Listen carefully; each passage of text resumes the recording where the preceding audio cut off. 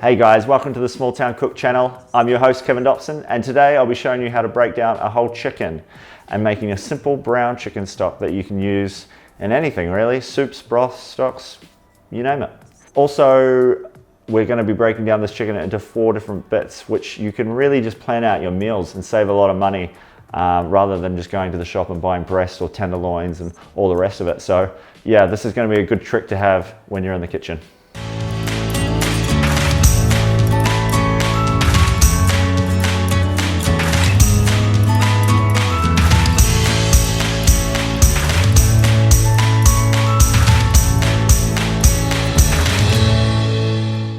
All right guys, let's get started. So first off, we need a chook. So this one I bought, free range, organic. You can just get a nice free range bird. It depends, it's all up to your preference. This is 1.2 kilo. So it feeds probably a family of 4 whole if I was gonna roast it. Just take it out of its packaging. You'll always see that little bit of drainage that it's got in there. So make sure you do it over a sink.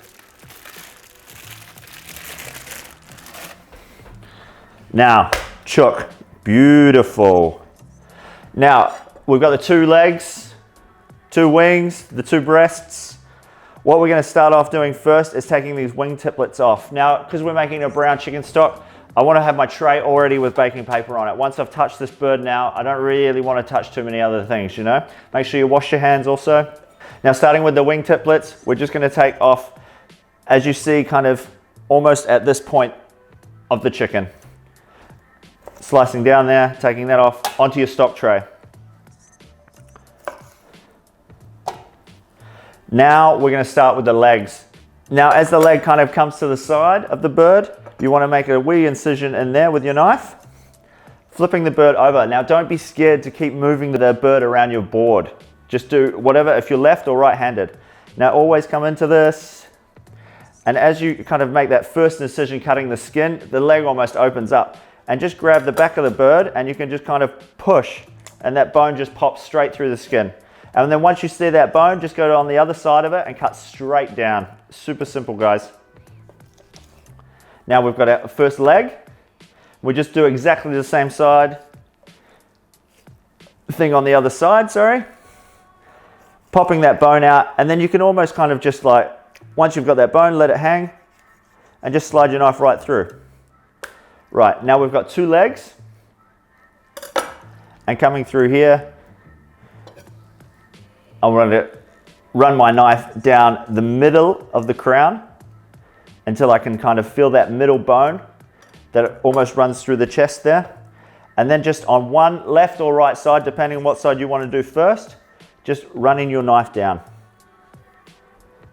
And then as you do that, use your other hand and kind of push that meat backwards and expose that bone. And as you're kind of using your thumb at the same time, you can really almost push the breast off the carcass. Coming all the way down, and then that one slice up where it kind of takes that tenderloin off, and then coming down. And you can do this as slowly as you want, just make sure you're against that bone. And as you kind of come down, you've got that, you just take it right off. Now, you come into this joint here. You'll be able to see that bone and you can just kind of wiggle around. Just take your knife. As long as you've got that breast all the way down, there's going to be no stoppage. You just go all the way through. And there's your first breast. Do exactly the same on the other side. Now it gets a bit trickier here because you've got no other meat on the chicken. So just be very careful with your knife and just keep moving that chicken around. Get the best angle for yourself. Don't try to be awkward with it, you know. Just dragging that knife down and again into the same joint, just straight through, sliding that off. Now we've got 2 breasts and we've got this carcass here, which we're going to use for stock. I could just roast this whole, but to be honest, I'm just going to kind of break it up a little bit. Just the smaller bits. If you get the smaller area, more surface area, the browner it is, the better your stock's going to be. All right, now this this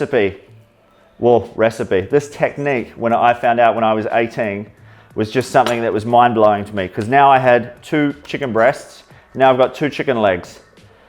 Now, essentially, if I'm a single guy, I've got 4 different feeds here.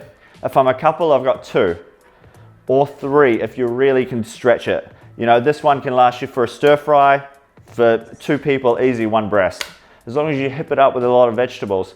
Now, this one here, you could just slim it down, pat it out, and you've got chicken parmesan, whatever you want to do, schnitzel, anything like that. Now, the bone-in chicken is always good for braises, like curries, if you were going to marinate it and deep fry it. You know, bone-in chicken has got the best flavor. This is a lot leaner and probably better for you, but more flavor here. And I know what I like, more flavor. Now, if you want to disjoint these 2 legs, on the top of the bone, you can kind of, as you run your finger down the femur bone, you can almost get the feeling in between the 2 bones now. Now take your knife and just do a wee slit in there. You can feel that and just come all the way through. As those kind of 2 bits join, and now we've got our thigh here, which I always leave the bone in, better flavor, it holds moisture a lot longer. And then I've got the drum here. So we have 2 thighs, 2 drums, and 2 breasts. Now, if you want, you can trim the skin off these. At this point, you can take the skin off, and I could put that onto my tray as well. Although all I'm going to get out of that is fat, but fat is flavor, my friends, and you can keep the fat from the tray once the bones are roasted. Now, I don't need this bone on my breast because I like no bone, and I'm using it for a stir fry. So now this one can go into the stock. It's all flavor. This is the flavor tray, my friend. Now, do the same with that. Cut that. 2 breasts. Beautiful, beautiful breasts.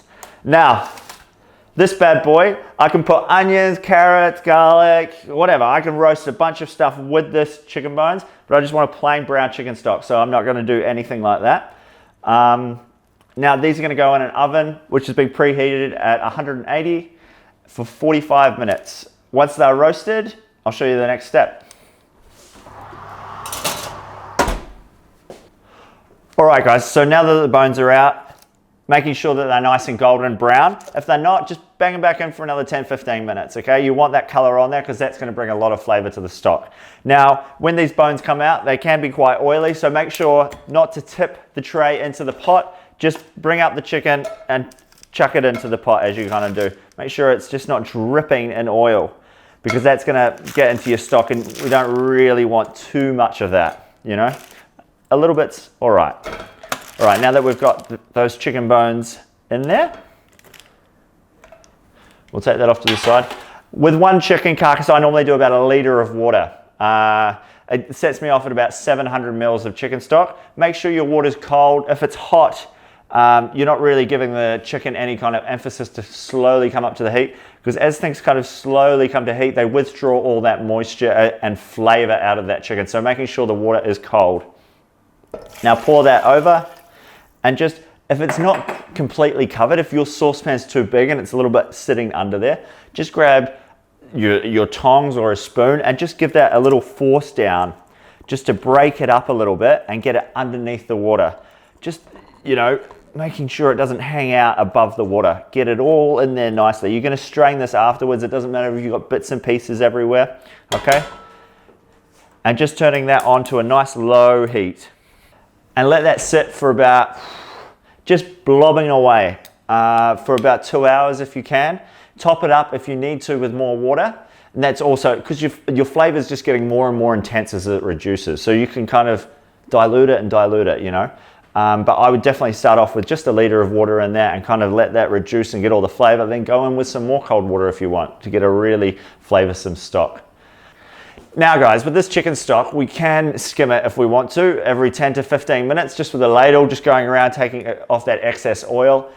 If you don't want to, it's no real biggie. You can just strain that up once you've got your chicken stock, and then let that cool on the bench. Once you put it into the fridge, a fat layer will show up the following day, and you can just peel that back. And that's like the easiest way to do it, really, without no fuss kind of over the pot, and let it go, do its thing. This is a great one to stick into the freezer once it's cold, just to have on mise en place, you know. It's a really good one. We make heaps of soups and yeah, just really nice braised dishes with this chicken stock. Utilizing the whole chicken, okay, for your cheap meals.